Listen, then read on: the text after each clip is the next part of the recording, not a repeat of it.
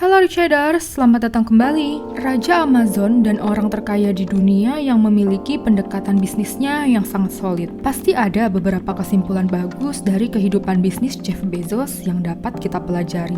Dia terkenal karena mendirikan Amazon pada tahun 1994 ketika dalam perjalanannya ke Seattle dari New York, yang awalnya dimulai sebagai toko buku online yang akhirnya menjadi perusahaan penjualan online terbesar di dunia dan perusahaan internet terbesar menurut pendapatan.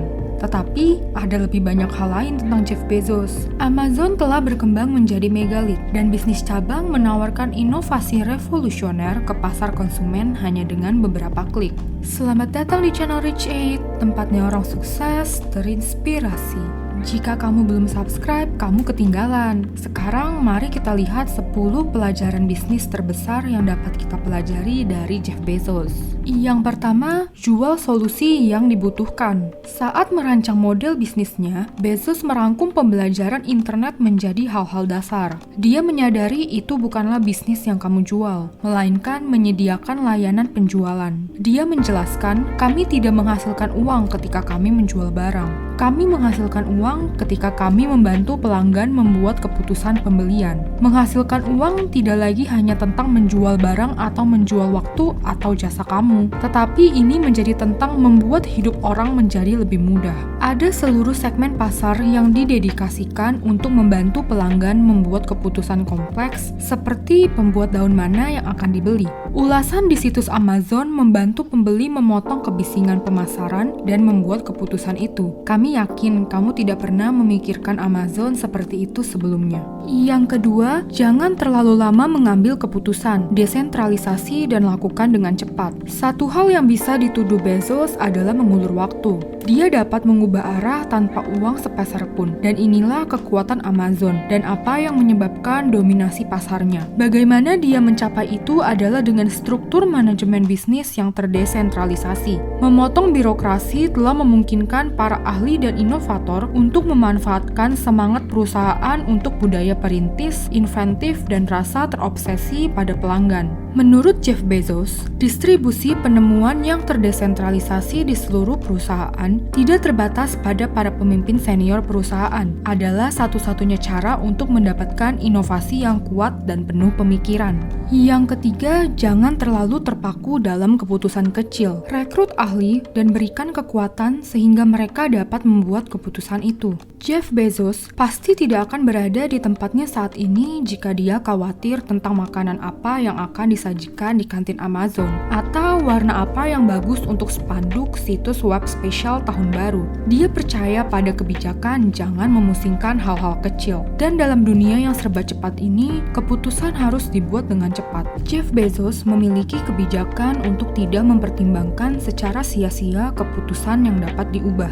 Hal ini membebaskannya dan manajemen puncak untuk membuat keputusan besar yang penting dengan penelitian cermat yang metodis dan banyak konsultasi. Namun, keputusan yang tidak tepat diubah sedikit dan jauh di antara menurut Bezos, yang melihat sebagian besar keputusan sebagai pintu dua arah. Saat dia menjelaskan, keputusan ini dapat dan harus dibuat dengan cepat oleh individu atau kelompok kecil dengan penilaian tinggi. Yang keempat, menjadi keras kepala tapi fleksibel. Jeff Bezos memuji sifat keras kepala dalam jiwa kewirausahawan. Dia memuji itu karena mengarah pada kesuksesan inovasi. Inovasi membutuhkan banyak eksperimen, dan eksperimen membutuhkan sikap keras kepala untuk melihatnya. Tanpanya, para inovator akan menyerah terlalu cepat. Tetapi dengan kekuatan super yang keras kepala ini, menurut Bezos, perlu keseimbangan fleksibilitas. Itulah perbedaan antara visioner sejati dan melakukan hal yang sama berulang kali karena keras kepala. Pola pikir yang fleksibel akan membantu kamu mencapai ini, tapi mencari tahu kapan harus menjadi yang mana adalah bagian tersulit. Jeff Bezos jelas mencapai keseimbangan antara keras kepala dan fleksibel dalam usahanya sendiri dengan kekayaan pribadi 1,8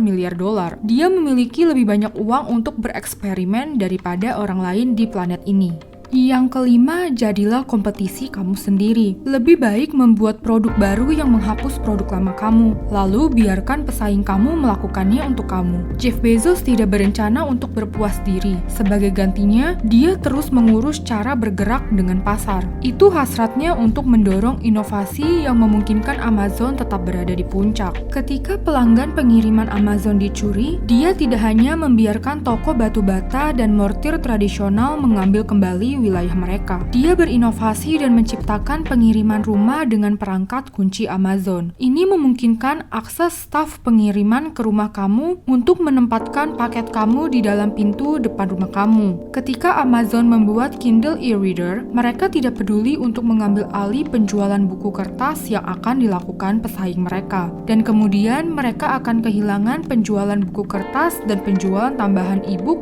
dan perangkat e-reader. Artinya, pembaca tidak dapat dihindari siapa yang akan menjadi pemimpin pasar, dan keuntungan dari mereka adalah permainan siapapun. Dan Jeff Bezos memastikan Amazon atas hukum. Yang keenam, bangun bisnis di sektor yang dalam peningkatan infrastruktur. Ketika Jeff Bezos mendirikan Amazon dan mulai menjual buku secara online di awal era .com, internet lambat dan pembayaran online rumit. Tetapi dia tahu bahwa semua platform infrastruktur akan meningkat dengan sendirinya, dan dia dapat memanfaatkan pertumbuhannya. Dan pada tahun 1999, dia benar-benar dikutip untuk memprediksi pertumbuhan ini. Peningkatan lebih lanjut akan mengarah pada akses yang selalu aktif, yang saya perkirakan akan menjadi pendorong kuat untuk belanja online di rumah, di kantor, dan kita akan melihat pertumbuhan yang signifikan di non-kantor, perangkat PC, dan akses internet. Kami memiliki ukuran pasar yang tidak dibatasi oleh peluang di area di mana teknologi yang kami gunakan meningkat setiap hari. Itu tidak normal. Yang ketujuh, layanan self-service adalah inovasi terbaik.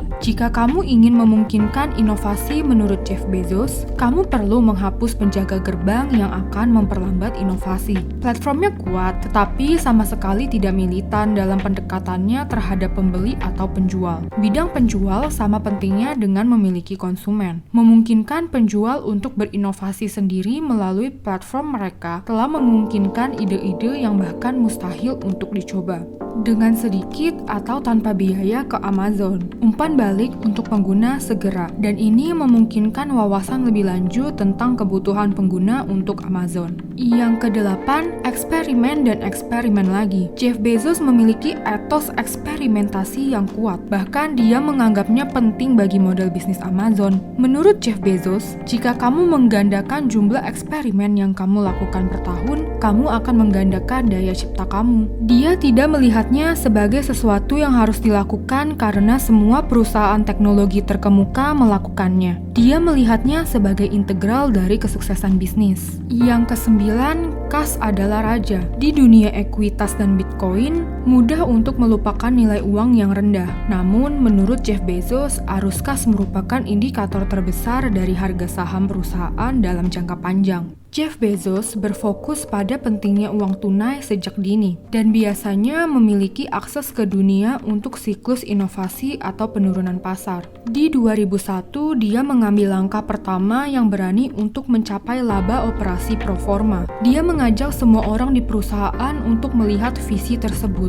Jadi, lupakan laba operasi dan akhiri kesepakatan dengan laba bersih perusahaan jika kamu ingin menghasilkan uang besar. Yang ke-10, nilai saham pemegang saham kamu. Sejak awal di hari-hari Amazon, Bezos menyadari bahwa serangkaian nilai yang jelas untuk menemukan nilai bisnisnya. Penekanannya pada pertumbuhan jangka panjang, membantu membuat keputusan yang menghasilkan kesuksesan Amazon saat ini. Ukuran terpenting dari kesuksesan mereka adalah pelanggan dan pertumbuhan pendapatan. Namun, untuk mengumpulkan kesuksesan besar seperti itu adalah hasil dari memanfaatkan basis pelanggan ini untuk tetap menjadi pembeli dan tetap terus mendatangkan pelanggan baru. Pemegang saham yang memahami fokus yang jelas pada pelanggan ini akan membantu dengan tidak menghalangi Jeff Bezos adalah bakat untuk mencapai visi jangka panjangnya. Bakatnya dapat ditentukan oleh keberhasilan Amazon $1 triliun kapitalisasi. Amazon hanya perusahaan kedua di dunia yang pernah mencapai angka ini. Itu saja video untuk hari ini, dan bagian yang paling penting adalah kamu memahami orang di balik Amazon tersebut. Menurut kamu, pelajaran apa nih yang paling penting yang bisa kamu ambil dari Jeff Bezos? Jangan lupa tulis di kolom komentar ya. Pastikan juga untuk like dan subscribe ke channel kami agar kamu tidak melewatkan video selanjutnya. Terima kasih telah menonton video ini sampai habis. See you in the next video, Richarders.